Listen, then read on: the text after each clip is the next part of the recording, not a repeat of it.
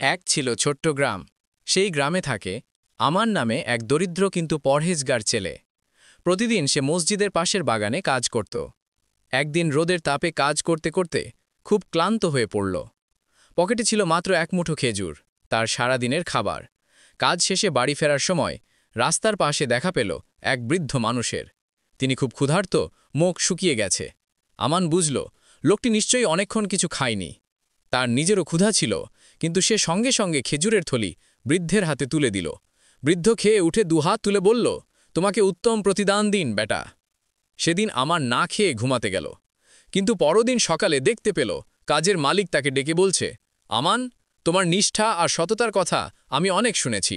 আজ থেকে তুমি শুধু মজুর নও, এই বাগানের দেখাশোনার দায়িত্ব তোমার। আর তোমার বেতন দ্বিগুণ করা হলো। আমান অবাক হয়ে গেল। এক মুঠো খেজুর দান করার কারণে আল্লাহ তার রিজিকে বারাকা দান করেছেন, এটাই সে বুঝল। সেদিন সে মসজিদে বসে চুপচাপ বলল, হে আল্লাহ, ছোট দানেরও কত বড় পুরস্কার।